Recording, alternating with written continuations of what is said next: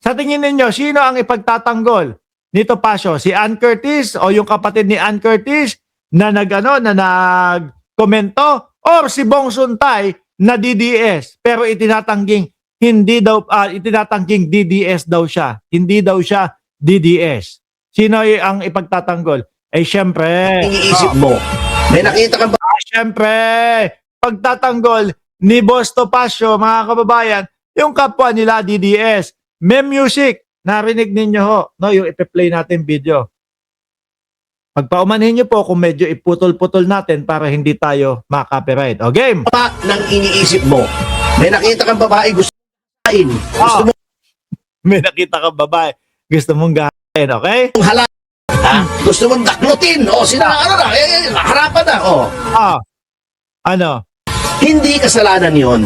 Anak ng putik naman yan. Oo, hindi kasalanan, pero hindi yata dapat.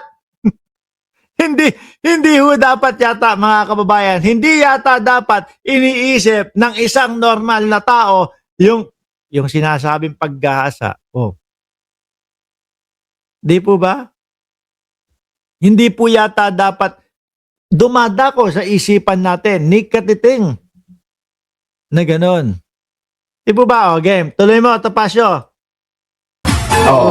Yan, yung kapatid, bumanat pa. Oo. Nagagalit pa yata doon sa kapatid ni Ann Curtis. Bumanat pa daw kasi. Siguro naaawa na kay Bong Suntay dahil po itinatopic ng mga vloggers. Si Jasmine Curtis. Opo. Parang binabastos daw. Ano tawag mo doon? 'Di ba? At hindi lang ho yan, ha, mga bossing. Hindi lang po Ann Curtis ang pinag-uusapan dyan. Lahat ng kababaihan po, mga kababayan. Yung kapatid niya, hindi daw tama. Kayong mga artista, yung mga ganyan, ikaw, Jasmine, bakit ka Bakit nagpo-post na? Naku, nasisipan na. Pagalitan pa. Bakit nagpo-post na? ng mga bikini pictures mo sa social media? Bakit? Para sa iyo, bakit siya nagpo-post? Sa mga pahayagan, hindi ba para ikaw yung pagnasahan? Utang inang yang gago. Hindi po ba pwede? Like example, ang bikini naman. Kasuotang pang pang swimming yan. Hindi ba pwede na, kumbaga, proud siya doon sa mga achievement niya na ginawa niya pag-i-ehersisyo. Kaya ito, pinapakita yung katawan niya. Pwede ba? Iniisip nyo lahat ng nagbibikini para pagnasaan nyo ko lahat? Paano yung mga lola, Topacio? May mga lola na dito lalo ho kung nasaan akong lugar, mga bossing. No? Nasa lugar ako nang nakapalibot po ay dagat. Merong mga nakabikini, nagpapapicture, lolo. Sorry, mga lola na, mga matatanda na, pero mga nagpapapicture, ipinopost sa mga social media. Ibig sabihin nun, kaya nila ipinost ay dahil gusto nilang pagnasaan sila, Topacio. Grabe naman yon. Hindi ba pwedeng normal lang sa ibang tao yung nakasuot ng bikini? Kasi yan naman ang suot na pang swimming. Hindi ba pwedeng magpapapicture tayo ng nakabikini kasi ito yung pinaghirapan natin sa pag-workout sa gym. Kailangan ba pinagnasaan o pagnasaan lahat kaya sila nagpo-post?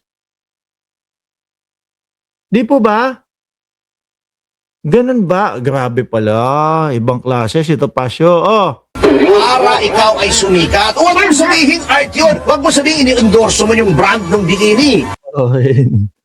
Yun lang pala ang ibig sabihin. Wag na daw sabihin. Ayaw ni Topacio. Basta para kay Topacio, kaya nakabikini o nagbibikini, yung kapatid ni Ann Curtis ay dahil gustong pagnasaan siya. Diyos ko, Lord. Okay. Hindi ako makaget over kay Topacio. Yung resort. BS yan.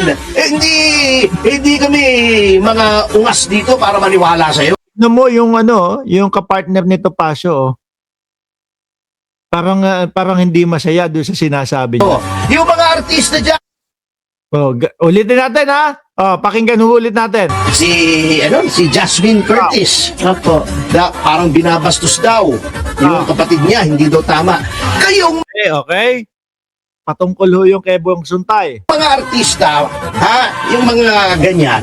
O, kayo daw mga artista ha. O, kayong mga artista. Okay. Ikaw, Jasmine, bakit ka nagpo-post ng mga bikini pictures mo sa social media, sa mga pahayagan? Hindi ba para ikaw yung pagnasahan?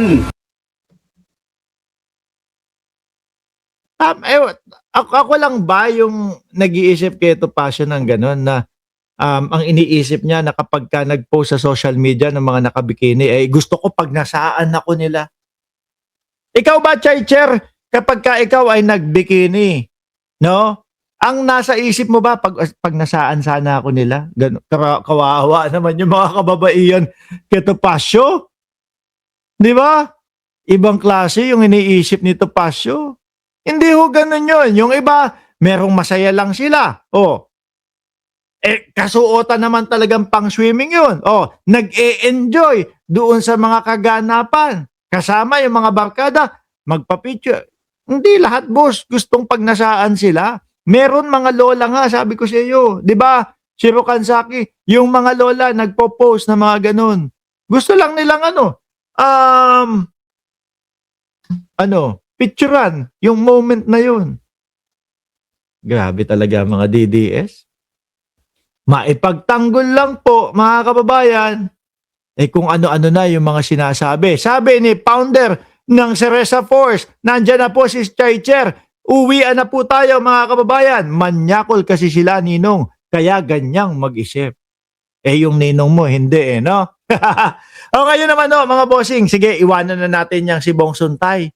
No, mukhang mapapalo na sa wet po nung kanyang esme yan. Ngayon mga kababayan, naku eto po.